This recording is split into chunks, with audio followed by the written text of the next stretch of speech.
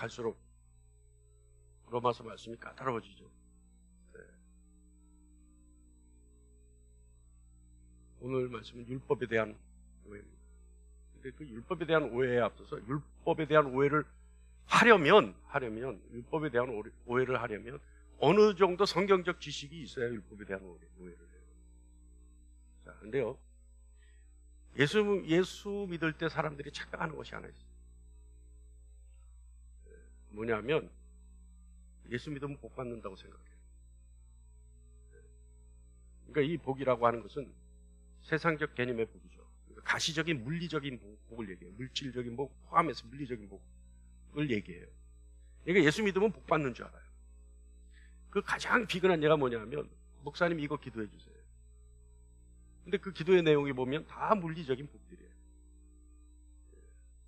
예수 믿으면요, 하던 일도 거침없이 잘 될 거라고 생각해요. 그리고 기대해요. 그럼 막연한 기대죠. 그것이 강화되다 보면 신념이 돼버려요. 근데요, 우리가 지금쯤은, 지금 여기 뭐 초신자 안 계시니까, 지금쯤은 우리는요, 예수 믿는 것이 고통을 동반한다는 것을 알아요. 예수 믿는 것은 고통스럽습니다. 예수 믿는다는 것은요, 지금까지 몰랐던 나의 모순되고 제약된 그 모습 발견하게 되죠. 얼마나 큰 고통인지 아세요? 지금까지 전혀 알지 못했던 나의 죄악된 모습, 그리고 모순된 모습들이 발견되기 시작해요. 그게 고통스럽죠. 또한요, 지금까지 가지고 있었던 습관 같은 삶의 행태, 이게 바뀌어져요. 바뀌어지는 고통. 이건 겪어보지 않으면 모릅니다. 엄청난 큰 고통이죠. 그리고 자기 자신이 가지고 있었던 가치관이 송두리째 부인되어지는, 허무해지는 고통. 어때요? 자기 자신이 가지고 있었던 가치관이 바뀌어버려요. 그래서 예수 믿기 시작하면 세상 친구들을 만나기 싫어져요. 그때부터. 대화가 안 돼. 그래서 쓸데없는 오해를 받아요. 그죠? 아, 걔 요새 예수쟁이 되더니 이상해졌어. 이상해진 거예요. 그러니까 어떻게 해요? 고통스럽죠. 그것뿐만 아니에요. 가치관이 바뀐다는 건요, 관점이 바뀐다는 겁니다. 그래서 제가 얘기하죠. 신앙을 갖는다는 것은 내가 가지고 있었던 나의 관점에서 하나님의 관점으로 나를 바라보는 게 신앙이다. 그러니까 그때부터 모순되고 제약된 모습들이 보이기 시작하는 거예요. 하나님의 관점에서 나를 바라보기 때문에. 이 고통스럽죠. 여기에 하나가 더 있습니다. 지금까지 굳은 살처럼 박혀 있었던 나의 삶의 일부인 것 같았던 저주가 도려내지는 영적 고통이다. 이건 말도 할 수 없어요. 이건 말로 다 할 수 없어요. 근데 이 고통이 제일 모집니다. 자기도 몰랐어요. 그래서 우리가 삶의 일부인 줄 알았던 그 영적 저주가 뭐예요? 아이고 내 팔자야. 아니에요. 아이고 내 팔자야. 아이고 내 팔자야. 내가 그렇지 뭐. 내까지 게 그렇지 뭐. 내가 해봤자 마찬가지. 이런 삶의 일부였던 것 같은 그 저주가 끊어져 나가는 것도, 그냥 끊어져 나가겠어요? 대가를 지불해야 끊어져 나가죠. 예수 그리스도의 보혈, 그 보혈을 대가로 지불하는데 그 보혈이 나의 보혈, 나의 피로 되기 위해서 얼마나 큰 고통이 일어나겠어요? 여러분 수혈 해보셨어요? 수혈 해보셨어요? 아니 반응이 없어. 아니, 수혈 해보셨어요? 예? 수혈. 헌혈은 고통스럽지 않아요. 수혈요, 여러분 되게 고통스러워요. 왜냐하면 혈관으로 피를 주입하는 거 아니에요. 그러니까 이게 바늘도 굵어요. 근데 이 피가요, 내가 봤을 때 입자가 굵은 거예요. 그러니까 그 굵은 것이 혈관을 통해서 들어가면요, 얼마나 아픈지 몰라요. 얼마나 아픈지. 저려 팔이. 예? 그럼 아무것도 아니죠. 아무것도 아니죠. 그런데 주님의 보혈이 내 피로 바뀌는데 그 고통이 얼마나 싹 바뀌어버리는데 얼마나 고통스럽겠어요. 제가 가끔 제가 잘 아는 극단적인 얘기가 있어요. 뭐라 그러냐면, 저한테 기도해 주세요. 근데 내용 들어보면 말도 안 되는 소리예요. 그래서 내가, 어떤 분들은 그래요. 아예 세상적 차원에서 복을 원한다면 무당 찾아가는 게 맞다. 맞습니까? 틀립니까? 예? 세상적 차원에서 문제 해결을 원한다면 무당 찾아가는 게 빠르다. 다른 종교, 타 종교 믿는 것이 훨씬 쉽다. 그리고 훨씬 잘 이루어질지 모른다. 여러분, 예수를 믿는다는 것은요, 육신을 입고 있는 이 세상에서 큰 고통이고 큰 환난이고 큰 역경입니다. 이거 알고 믿기 시작해야 돼요. 이상하게 전도하시는 분들 예수 믿으면 복 받아요 이런 소리 감언 이설에 속아서 예수 믿으면 안 돼요. 처음서부터 각오하고 들어와야 돼요. 예수 믿는 것은 뭐예요? 고통과 환난과 역경입니다. 물론요, 이 고통과 환난과 역경 이거 다 거치고 나면요, 그래서 지혜가 생기기 시작하면 진정한 의미의 복을 누릴 수 있어요. 그리고 고통과 환난과 역경이 있다 하더라도 그 어떤 상황에서도 견딜 수 있는 하나님의 능력이 있다면 충분히 살아나갈 수 있죠.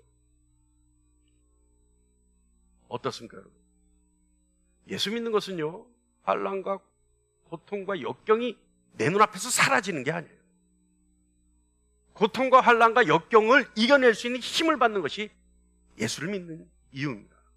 할렐루야. 예수를 믿는다는 건요, 내가 가지고 있는 나의 한계를 극복하는 능력을 받는 것이 예수 믿는 이유예요. 그래서 죽음의 한계를 극복하는 거 아니에요. 그래서 예수 믿으면 구원받는 거 아니에요.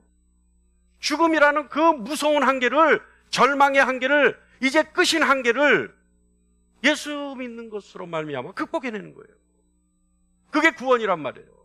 인간에게 주어져 있는 그 한계를 주님의 능력으로 극복하는. 그러니까 여러분, 고통스럽지 않을 수가 없어요. 다만 그 고통을 이길 수 있는 능력을 받는 것이지 고통이 사라지는 게 아니라 이 말이에요. 동의하십니까? 그게 예수 믿는 이유입니다. 예수님 역시 믿음이라는 게 어떤 건지 우리에게 진지하게 말씀해 주셨어요. 누가복음 11장 49절 말씀 볼까요? 시작. 내가 선지자와 사도들을 그들에게 보내리니 그들 중에 더러는 죽이고 또 박해하리라 하였느니라. 보내면은요, 어떻게 해요? 죽이고 박해한다는 거예요. 내 이름으로 보내면 죽이고 박해한다는 거예요. 또 마태복음 16장 24절 다 같이 한번 볼까요? 시작. 누구든지 나를 따라오려거든 자기를 부인하고 자기 십자가를 지고 나를 따를 것이니라. 여기 자기 십자가가 뭡니까? 내 기도 제목이에요? 내 기도 제목이 지긋지긋하게 말 안 듣는 자식이 내 십자가예요? 내 남편이 십자가입니까? 내 아내가 십자가입니까? 아니에요. 내가 예수 믿기 때문에 받을 수밖에 없는 고통을 감당해내려고 하는 것이 십자가예요. 그게 십자가예요. 그러니까 예수님이 뭐래요? 나를 따라오려거나 나 때문에 고통받는 것 감당하고 따라오라는 거예요. 감당하고. 나 때문에 받는 그 환난과 역경 감당하고 따라오라는 거예요. 그것이 십자가를 지고 따라오라는 겁니다. 예수를 믿는다는 건요, 세상의 시스템과 맞지 않아요. 다시 말하면 예수 믿는다는 건요, 세상의 논리와 맞지 않고 세상 이성과 상식과 맞지 않아요. 예수 믿는 건. 맞습니까? 전혀 다르죠. 그래서 마태복음 24장 9절에 말씀하고 계세요. 다 같이 한번 시작. 그때 사람들이 너희를 환난에 넘겨주겠으며 너희를 죽이리니 너희가 내 이름 때문에 모든 민족에게 미움을 받으리라. 맞습니까? 틀립니까? 예수님 이름 때문에 미움을 받아요. 그게 예수 믿는 사람들, 그 사람들이 각오하고 시작해야 되는 거예요. 이 말씀 각오. 이제부터 나는 모든 민족에게 미움을 받기 시작하겠구나. 그래도 좋아. 이럴 때 믿는 거예요. 이럴 때. 예? 그냥 무조건 복 받는다고 하니까 그게 무슨 복인지도 모르고 그냥 뛰어드는 거예요. 이거 시행착오입니다. 여러분, 세상은 예수님을 용납하지 않아요. 세상은 예수님을 받아들이지 않습니다. 자, 여러분 예수님을 받아들일 때 뭘 들었어요? 여러분은 복음을 들었죠. 그죠? 복음. 굿뉴스. 유앙겔리온. 헬라어로 유앙겔리온. 이게 뭐냐 하면 좋은 소식이라는 뜻이에요. 굿뉴스. 좋은 소식이에요. 유앙겔리온. 좋은 소식이에요. 우리말로 복음. 좋은 소식이에요. 복된 소식이죠. 여러분, 좋은 소식. 복음. 이것을 전할 때는요, 복음을 대하는 세상은요, 분노하고 욕해요. 그리고 전하는 사람을 조롱하고 최악의 경우 죽여요. 왜냐하면 세상은 복음을 싫어하기 때문에 그래요. 아까 얘기했죠? 세상의 시스템은 복음과 맞지 않아요. 예수와 맞지 않아요. 그래서 사도행전 7장 54절 다 같이요. 시작. 그들이 이 말을 듣고 마음에 찔려 그를 향하여 이를 갈거늘. 이 결과 어떻게 돼요? 돌로 쳐 죽여요. 누구를? 스데반을. 그러니까 그들이 스데반의 복음을 듣고 마음에 찔려 그를, 스데반을 향하여 이를 갈거늘. 그리고 어떻게 해요? 돌로 쳐서 그 자리에서 죽여버려요. 세상은 그렇다니까요. 복음을 들으면. 그런데 여러분, 복음을 대하는 세상의 모습, 세상의 반응, 지금까지 우리가 들은 거예요. 근데 이 모든 것보다 더 위험한 게 있어요. 이 모든 것보다 더 위험한. 기독교인 스스로가 너무도 잘 알고 있는 복음의 능력을 더 이상 믿으려 하지 않는 상황에 놓이는 것이 가장 위험한 거예요. 왜 그럴까요? 타성에 젖어버리는 거예요. 타성. 믿으려 하지 않아요. 또 있어요. 기독교의 지식이 없어요. 믿을 때는요, 처음에 믿을 때는 지식이 없어도 열정을 가지고 믿어요. 믿음이 들어온 그 감동에 의해서 믿어요. 열심히 믿어요. 근데 시간이 지나면 지날수록 무엇이 필요해요? 지식이 필요해요. 그 지식이 말씀입니다. 그래서 그 말씀을 통해 처음에 믿었던 감동의 열정을 유지할 수 있는 거예요. 우리 지금 로마서 강의하죠. 지금 우리 1년 하고도 몇 개월이 됐어요? 네? 1년 하고도 3개월 됐어요. 근데 지금 7장 하고 있어요. 7장.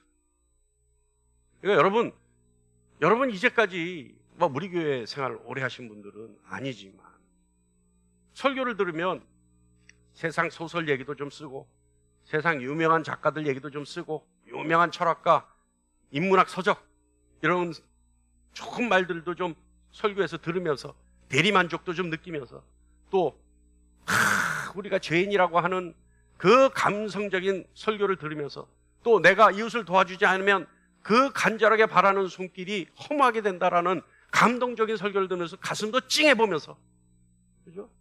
그런 설교에 너무 익숙해져 있는 거예요. 근데 지금 우리는 강해 설교를 하잖아요. 로마서 강해. 그러니까 한 절 한 절이 무슨 말씀으로 우리에게 어떤 메시지를 주는지 각각의 방향에서 다각적인 관점에서 봐야 되기 때문에 이렇게 넣는 거예요. 근데 이것이 결국은 뭐가 돼요? 지식이 되는 거예요. 이게서 영적 양식이 되는 거예요. 이게 영적 양식이 돼요. 그래서 영적 근육들로 바뀌어서 이 말씀이 내가 필요할 때 힘을 낼 수 있는 말씀이 되는 거죠. 할렐루야. 할렐루야. 그래서 어떤 분들은 그래요. 목사님 예화도 좀 들고 좀 알기 쉽게 설명하고. 난 그거 못해. 우리 교회 설교가 가끔 유튜브 제가 틀어보면 한 40분, 45분, 50분짜리도 있더라고요. 근데 거기에 예화는 눈꼽만큼도 없어. 그죠? 비유도 눈꼽만큼도 없어. 물론 예화와 비유가 잘못됐다는 건 아닙니다. 그러나 그럴 시간이 없어요. 그럴 시간이.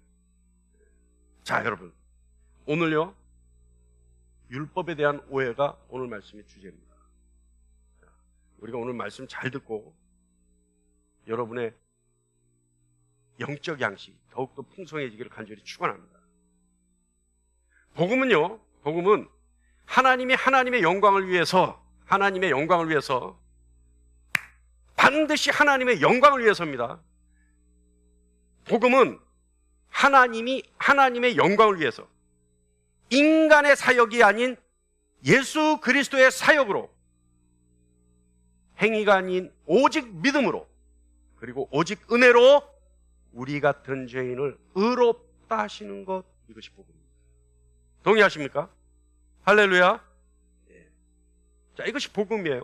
그러니까 우리의 행위가 아닌 하나님의 행위로, 예수 그리스도의 행위로 우리를 믿음 하나만으로 그리고 은혜로 우리를 의롭다 하시는 것, 이것이 복음입니다. 자, 지금까지 우리가 로마서 강해를 하고 있는데요, 최근에는 6장과 7장을 하고 있죠. 자, 6장과 7장의 내용이 뭐냐 하면 하나님이 하나님의 영광을 위해 예수 그리스도의 사역을 바탕으로 오직 믿음을 통해 그리고 오직 은혜로 죄인을 의롭다 어떠함을 받는다. 이것이 복음이다 라는 것을 6장 7장 말씀하고 있어요. 그리스도께서 자기 자신을 위해 행하신 것이 아니라 오직 우리를 위해, 인간을 위해 행하신 것을 바탕으로 하나님께서 우리를 당신의 진노에서 구원하시는 것, 그리고 무엇보다도 죄인인 우리가 구원받을 수 있다라고 하는 소망을 품게 하시는 것, 이것이 복음의 능력.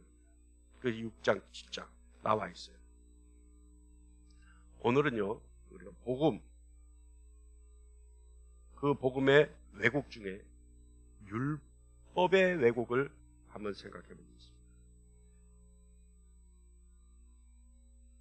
자, 로마서 5장 20절로 21절 말씀 봅니다. 시작. 율법이 들어온 것은 범죄를 더하게 하려 함이라. 그러나 죄가 더하는 곳에 은혜가 더욱 넘쳤나니 이는 죄가 사망 안에서 왕노릇한 것 같이 은혜도 또한 의로 말미암아 왕노릇하여 우리 주 예수 그리스도로 말미암아 영생에 이르게 하려 함이라. 자, 여러분 잘 생각해 보세요. 이 말씀대로라면 은혜는 어떤 죄를 지어도 가능한 면허증일까요? 우리 아까 20절 말씀 그렇잖아요. 20절 다시 한번 띄워주세요. 율법이 들어온 것은 범죄를 더하게 하려 함이라. 그러나 죄가 더한 것에 더욱 은혜가 넘쳤나니, 이 말씀을 보면 마치 뭐예요? 은혜가 죄를 더하게 하는 면허증, 허가증 같은 것으로 느껴질 수 있잖아요. 반면에 율법의 기능은 죄를 만드는 겁니까? 자, 율법이 들어온 것은 범죄를 더하게 하려 함이라. 그러니까 율법은 범죄를 저지르는 기능을 하는 건가요? 21절 보여주세요. 이는 죄가 사망 안에서 왕노릇한 것 같이 은혜도 또한 의로 말미암아 왕노릇하여 우리 주 예수 그리스도로 말미암아 영생에 이르게 하려 함이라. 자, 은혜가 죄를 지어도 되는 면허증과 같은 것이 아니라는 사실을 우린 6장에서 이미 나누었습니다. 은혜를 받는 것은요, 은혜를 받았다는 자는, 은혜를 받은 자는 성령의 이끌림을 받기 때문에 죄에 빠지지 않아요. 죄에 걸려 넘어질 수는 있어요. 그러나 죄에 빠지진 않아요. 7장은 율법의 기능이 죄를 짓게 하는 거냐? 우리 한번 생각해 봐야죠. 율법의 기능이 죄를 짓게 하는 겁니까? 오늘 말씀에 의하면 그런 것 같아요. 5장 말씀에도 그렇고. 자, 오늘 이 오해를 푸는 시간이 되겠습니다. 7장 9절 10절 다 같이 한번 읽어보겠습니다. 시작. 전에 잘 생각하면서 읽어야 돼요. 시작. 전에 율법을 깨닫지 못했을 때는 내가 살았더니 계명의 이름에 죄는 살아나고 나는 죽었도다. 생명에 이르게 할 그 계명이 내게 대하여 도리어 사망에 이르게 하는 것이 되었도다. 자, 이 말씀이 복잡합니다. 띄워놔주세요.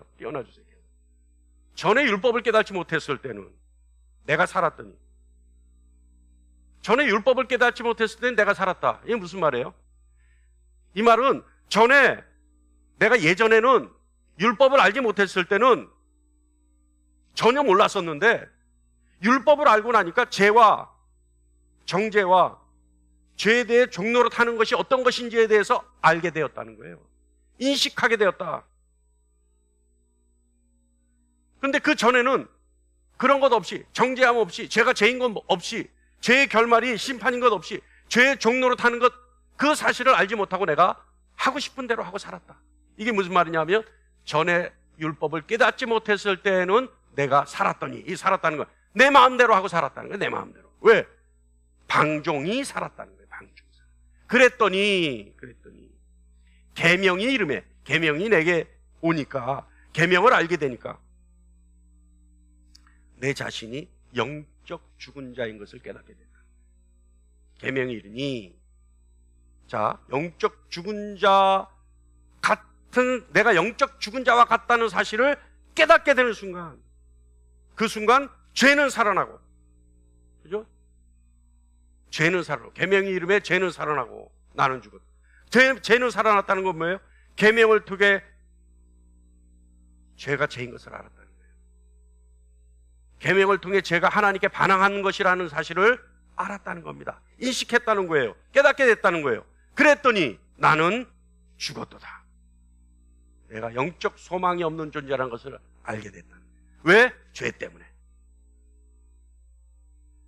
생명에 이르게 할 그 계명이, 아니 도대체 계명은 생명을 가리키는데 생명을 제한하지만 오히려 계명 자체는 내게 생명을 줄 수 없었다. 왜요? 계명을 알았더니 내가 죄인인 것만 알았다는 거예요. 생명은 알지 못했다는 거예요. 그 안에 생명이 있는 것을 깨닫지 못했다는 거예요. 그러니까 생명에 이르게 할 그 계명이 내게 대하여 도리어 사망에 이른 것이 되었더라. 내가 계명을 알고 내가 죄인인 것을 깨달았더니 내게는 소망이 없어지고 생명은 온데간데 없이 사라져버렸다. 여러분, 자, 바울은 9절 10절에 이렇게 얘기합니다. 이 얘기를 들었어요, 우리. 그죠? 내가 율법을 알지 못했을 때는 내가 방종이 살았는데 내가 율법을 알고 나니까 내 속에 있던 내 행위, 내 삶이 죄라는 사실을 알게 되었고, 그러니까 율법에 비춰본 나는 죄인이고 나는 죽을 수밖에 없었다. 생명에 이르게 할 그 계명이, 아니 생명을 준다는 그 계명이 내게 대하여 오히려 나는 소망 없는 존재로 바꿔버리고 죄악된 존재로 바꿔버리고 하나님 앞에 진노의 대상으로 바꿔버렸는데 내게 도대체 무슨 생명이 있느냐. 오히려 율법이 내게 사망에 이르게 했다. 자, 이 바울의 한탄이죠. 여러분, 실제로 우리는 죄 때문에 율법 때문에 죽음을 맞이합니까? 그렇다면 율법이 죄일까요? 그런데 여기서 바울이 대답을 해요. 11절에 바로 대답을 합니다. 뭐라고요? 다 같이 시작. 제가 기회를 타서 계명으로 말미암아 나를 속이고 그것으로 나를 죽였는지라. 어떻게 했다고요? 율법이 나를 죽인 게 아니라 죄가 나를 속여서 율법을 빌미로 나를 죽였다는 거예요. 율법을 빌미로. 그래서 여러분, 제가 뭐라 그래요? 사단의 이름이 뭐죠? 사단의 이름의 뜻이 뭐죠? 정죄하는 자라는 뜻이에요. 참소하는 자라는 뜻이에요. 하나님은요, 여러분 이거 하나는 기억하셔야 돼요. 하나님은 우리에게 명분을 찾으세요. 그래서 우리가 기도하는 거예요. 그래서 우리가 하나님 앞에 의로운 삶을 살게 됩니다. 왜요? 하나님께 명분을 드리려고. 그 명분이 뭐냐? 하나님이 우리에게 복 주시는 명분, 우리를 이끌어 가시는 명분, 우리와 함께 하시는 명분, 우리가 구원받는 명분을 주시는 거예요. 그래서 하나님은 우리에게 명분을 받으세요. 그래서 우리의 명분을 찾으세요. 그래서 그것을 용납이라고 합니다. 용납이라는 게 뭐예요? 조건과 자격을 갖추지 않았어도 받아들여주는 것 용납이에요. 그래서 하나님은 다른 거 안 봐요. 명분만 보고 우리를 받아들여 주세요. 우리가 죄인 되었을 때 명분이라는, 믿음이라는 명분만 보시고 우리를 받아주시는 거예요. 할렐루야. 이 나머지 건 이런 불문 붙여버리는 거예요. 사단은 뭘 찾아요? 우리에게 우리를 정죄하려 하죠. 그래서 사단은 우리에게 빌미를 찾으러 다녀요. 왜요? 참소할 수 있는 빌미, 끄트머리. 그죠? 우리에게 정죄할 수 있는 빌미를 찾으러 다닌다 이 말이에요, 사단은. 그래서 뭐예요? 죄가 기회를 타서 계명으로 말미암아 나를 속이고 그것으로 나를 죽였느니라. 이 말씀의 의미는요, 율법이 죄가 아니라 오히려 죄가 그 계명을 통해서 기회를 타서 나를 속이고 그것으로 나를 죽였다는 의미죠. 죄가 나를 죽였다. 죄가 나를 어떻게 죽여요? 여러분, 죄를 지으면 뭐가 따라요? 우리가 죄를 지으면 우리 마음속에 뭐가 있어요? 죄책감이 있죠. 그러니까 죄는 죄책이라고 하는 정죄를, 치명적인 정죄를 우리에게 줘요. 그러니까 제가 아까 뭐랬어요? 율법에 비춰보니까 내가 죄인이었다는 거예요. 그러니까 거기에 따르는 뭐가 따랐어요? 죄책이, 치명적인 죄책감이 따랐어요. 그 죄책감에 의해서 내가 죽어요. 하나님 앞에 소망 없는 존재로 전락해버리는 거예요. 길을 못 쓰는 거예요. 하나님 앞에 어떻게 해요? 나가지 못하게. 아담이, 하와가, 여러분 죄를 짓고 나서 어떻게 해요? 저녁에 하나님이 아담아 찾아다니니까 아담과 하와가 숨었어요. 내가 왜 숨었느냐 그랬더니 뭐라 그래요? 아담이 내가 벗었으므로 두려워하여 숨었나이다. 내가 하나님 앞에 죄책감에 사로잡혀 두려워하여 숨었나이다. 그러니까 인간이라는 것이 죄를 지으면 그 죄책감 때문에 죽은 존재가 된다는 거예요. 하나님 낯을 피하는 존재가 되는 거예요. 죽어버리는 존재가 되는 거예요. 여러분, 죄 때문에 우리는요, 영적 죽음을 체험하게 되죠. 죄는 하나님의 계명을 빌미로 사용해서 우리를 죽은 자로 전락시켜버립니다. 근데 바울은 결론을 내죠. 율법은 뭐냐? 12절 말씀입니다. 다 같이요. 시작. 이로보건대 율법은 거룩하고 계명도 거룩하고 의로우며 선하도다. 여러분, 율법이 거룩하고 의롭고 선하지 않으면 어떻게 율법에 비추어서 나를 봤을 때 내가 죄악된 모습을 발견할 수 있을까요? 모순된 모습을 발견할 수 있을까요? 그러니까 율법은 너무나 거룩하고 너무나 의롭고 너무나 선하기 때문에 낱낱이 율법에 비춰본 나의 모습은 뭐예요? 죄악되고 모순된다. 그래서 바울은 13절에 결론을 내립니다. 뭐라고 하냐면, 그런즉 선한 것이 내게 사망이 되었느냐? 그럴 수 없느니라. 오직 죄가 죄로 드러나기 위하여 선한 그것으로 말미암아 나를 죽게 만들었으니 이는 계명으로 말미암아 죄로 심히 죄되게 하려 함이라. 할렐루야. 이해하십니까? 여러분, 율법의 기능, 목적은 무엇일까요? 우리가요, 저도 몰랐는데 세상을 살아보니까 세상 모든 것에는 순기능과 역기능이 있어요. 그러니까 순기능을 쓰면 선한 것이 되고 역기능을 쓰면 악한 것이 돼요. 제가 비유를 찾아보다가 내 머릿속에는 왜 이게 비유가 나왔는지 모르는데, 어쨌든 뭐 어저께 준비하면서 나온 거니까요. 여러분, 우리 회칼 있죠, 회칼. 회칼로는 뭐래요? 회를 썰잖아요. 근데 여러분, 회칼을 그냥 두툼한 중국 칼로 썰 수 있어요? 썰 수 있어요? 못 썰어요? 맛이 안 나요. 회는 회칼로 써야 돼요. 아주 예리한 큰 날카로운 회칼로 썰어야 그 회에 회가 방향이 있어요, 여러분. 생선이 방향이 있어요. 그 결대로 썰지 않으면 맛이 없어요. 그런데 그렇게 된단 말이에요. 그러니까 결국 회칼은 용도가, 순기능이 뭐예요? 우리에게 맛있는 음식을 제공하는 거죠. 그죠? 근데 이게 역기능이 있어요. 어떤 과격한 집단에 의해서 사용되면 그 무기가 돼버려요, 그게. 그게 치명적인 무기가 돼요. 근데요, 어저께 이 비유를 생각해 놓고, 여러분, 그 회칼이라는 게 순기능과 역기능 이제 이해하시죠?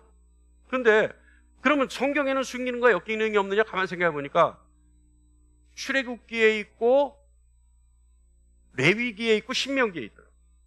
신명기 14장에 보면요, 여러분 아마 다 모세오경은 뭐 우리가 성경 통독해야 할 때 해야 되겠다고 각오할 때마다 읽은 거니까 최소한 그 5권의 책은 다 읽었잖아요.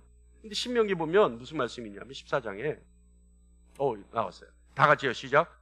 그 염소 새끼를 그 어미의 젖에 삶지 말지니. 여기서 순기능과 역기능이 있더라고요, 이 말씀이. 여러분, 어미의 젖은 무엇입니까? 새끼에게 뭐예요? 생명이에요. 이 젖을 먹으면 새끼가요, 어미 젖을 먹고 커요. 성장을 해요. 튼튼해져요. 그런데 이 말씀에 하지 말라고 하는 건 뭐예요? 역기능에 쓰지 말라는 거예요. 새끼를 어미 젖으로 삶으면 뭐예요? 생명을 줘야 할 그 물건 자체가 죽음에 쓰면 안 된다는 거예요. 죽이는 데 쓰면 안 된다는 거죠. 어미의 젖은 새끼에게 생명인데 그 생명을 줘야 할 물질을 가지고 새끼를 죽이는 데 쓰면 안 된다는 거예요. 이게 역기능이라는 거예요. 세상 거는 다 순기능과 역기능이 있죠.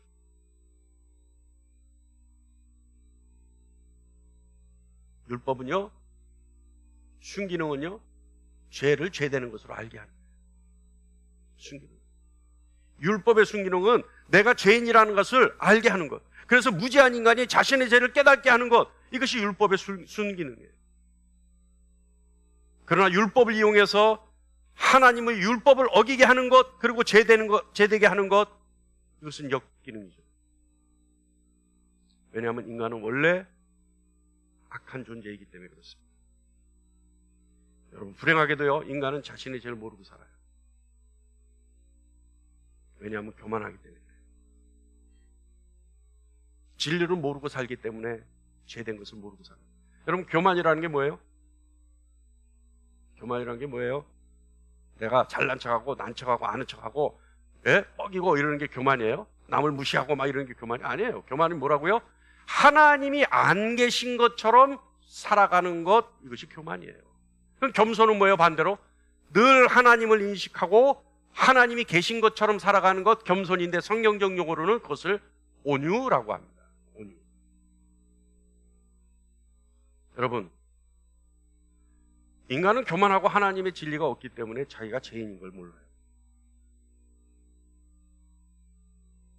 그런데 하나님의 율법은요, 순기능은요, 인간에게 하나님이 어떤 분이신지, 그리고 인간은 어떤 존재인지,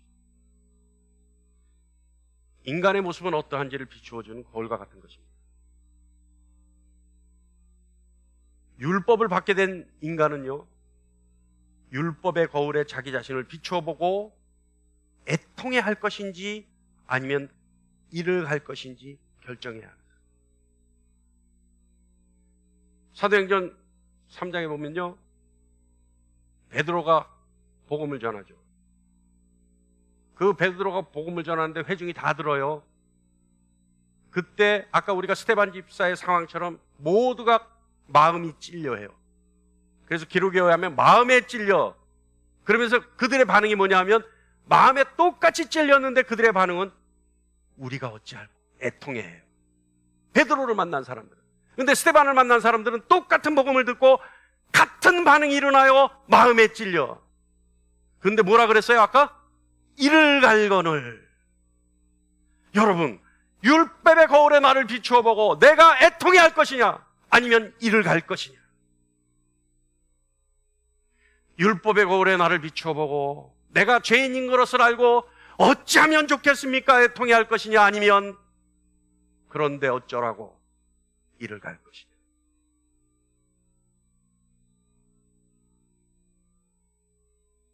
그렇기 때문에 여러분, 계명의 이름에 우리 죄가 더해지고 살아났다고 말할 수 있는 겁니다. 그렇다면 죄는 어떻게 율법을 이용해서 율법을 빌미 삼아 우리를 죽게 만드는 걸까요? 11절 말씀입니다. 다 같이요. 죄가 기회를 타서 계명으로 말미암아 나를 속이고 그것으로 나를 죽였느니라. 죄가요, 계명을 이용해서 나를 속인다는 거예요. 죄는 근본적으로 거짓입니다. 왜냐하면 죄는 우리에게 모든 것을 괜찮다, 절대 죽지 않는다라고 말하고 있기 때문에 그래요. 그래서 창세기 3장 4절 보면 뱀이 여자에게 이르되 너희가 결코 죽지 아니하리라. 하나님은 정령 죽으리라 말씀하셨는데 뱀은 뭐래요? 죄는 뭐라 그래요? 절대 죽지 않는다. 여기까지는 괜찮아. 자, 여러분, 계명은 우리에게, 죄는 하나님의 계명을 가지고 우리에게 어떻게 거짓말할까요? 잘 한번 들어보세요. 두 가지로 거짓말을 합니다. 첫째는요, 너는 충분히 절대 계명을 지킬 수가 없어요. 너희가 계명을 지키지 못하도록 하나님이 너희에게 계명을 주신 거예요. 하나님은 거룩하시기 때문에 너희 죄인은 절대 소망을 가질 수가 없어. 그러니까 지금까지 살아온 것처럼 내 인생을 즐기기만 하면 돼. 왜요? 그래서 죄는 율법을 우리가 보지 못하게 하죠. 포기하게 만들어요. 아예 포기하게 만들어요. 이렇게 돼서 뭐가 돼요? 방종이 돼버려요. 방종. 또 하나는 어떻게 속이냐면 너는 지금 잘하고 있어. 너는 지금 충분히 계명을 지키고 있어. 그러니까 너는 지금 하고 있는 대로 너의 모든 걸 동원해서 계명을 잘 지키기만 하면 돼. 그래서 심판을 대비하기만 하면 돼. 자, 이렇게 두 가지 속여요. 이건 뭐예요? 자기의예요. 자기. 그래서 죄가 계명을 가지고 우리를 이렇게 속이는 거예요. 하나는 자포자기하게 하고, 하나는 내가 누군데 자기 의를 충만하게 하고. 죄는요, 율법을 가지고 우리의 미래에 대해 두 가지 방식으로 우리를 속여서 우리를 죽게 합니다. 하나는 방종하게 해서 소망 없이 만들어버려요. 하나는 자기 의의를 비롯해서 너무나 소망을 가득 채워줘요. 그러니까 오히려 하나님 말씀 안 들으려고 해요. 자기 의의가 참. 내가 하나님이 돼버려요. 자기 의의가 차면요. 내가 하는 게 다 맞아요. 없는 줄 아세요?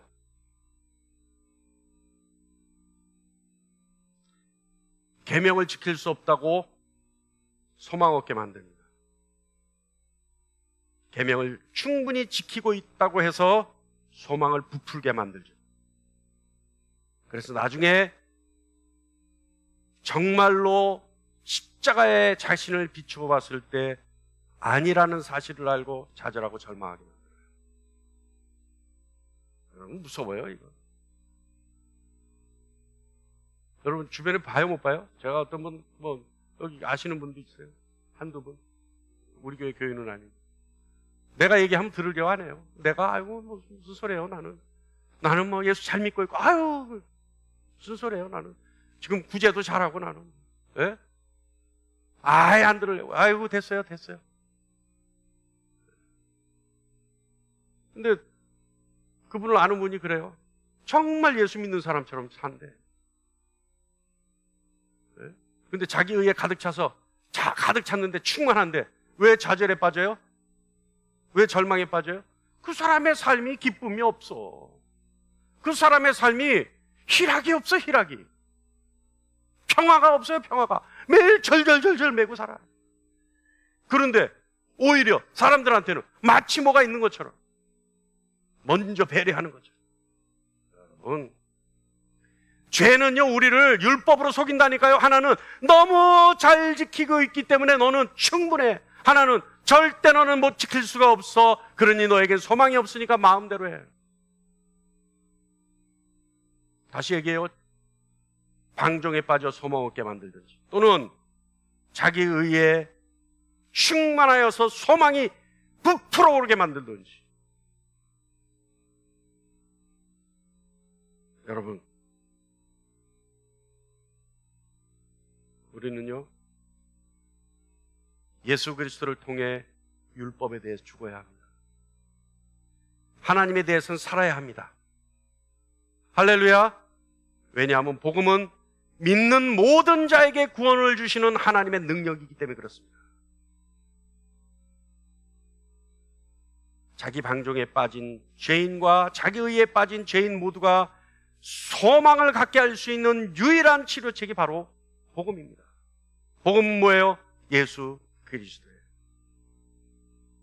자기 방종에 빠진 소망 없는 사람에게 그리스도를 받아들이고 그래서 그분을 신뢰할 때 그 사람에게는 소망이 생깁니다.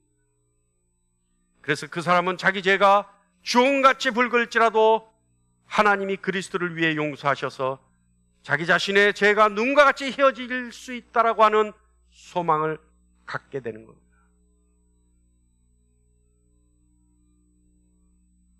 자기 의에 빠져 거짓 소망에 가득 찬 사람에게는 비록 외식하는 죄에 빠져 있다 해도 그리스도를 받아들이고 신뢰하게 된다면 그리스도의 온전한 순종을 배우게 될 것이고 그렇게 된다면 진짜 배기 소망을 갖게 되겠죠.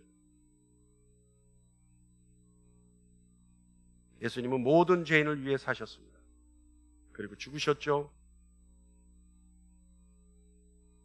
이제는 율법에 대하여 죽고 하나님 안에서는 살아나는 저와 여러분이 되기를 간절히 축원합니다.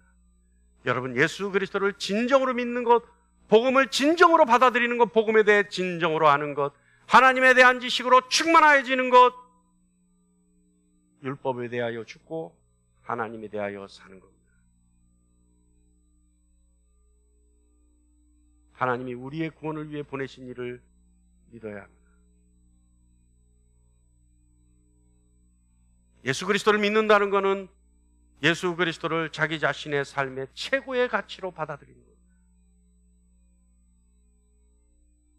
저와 여러분 되기를 간절히 축원합니다. 오늘 여러분은 율법에 대하여 죽었습니까? 살았습니까? 죽은 자가 되기를 축원합니다. 하나님에 대하여는 산 자가 되기를 축원합니다. 할렐루야. 그러니 율법이 얼마나 중요해요. 율법이 얼마나 중요해요. 율법은요, 하나님을 알 수 있는 척도예요. 그렇다고 해서 우리가 지금 율법을 공부할 필요는 없죠. 성경에 있는 율법은 알아야 되겠죠. 그러나 우리에게는 누가 있어요? 성령 하나님이 계시죠. 그래서 성령 하나님이 율법으로 우리를 조명하시고 우리를 이끌어 가시죠. 할렐루야! 할렐루야!